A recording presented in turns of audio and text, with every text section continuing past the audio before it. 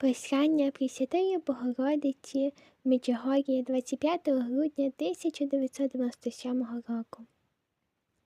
Дорогі діти, і сьогодні радію з вами та закликаю вас до добра. Хочу, аби кожен із вас роздумував і ніс мир у серці, кажучи: я бажаю поставити у своєму житті Бога на першому місці. Так, дітоньки, кожен із вас стане святим.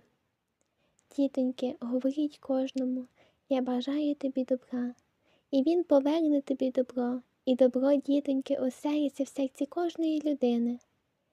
Дітоньки, сьогодні ввечері я вам приношу добро свого Сина, котрий віддав своє життя, щоб спасти вас.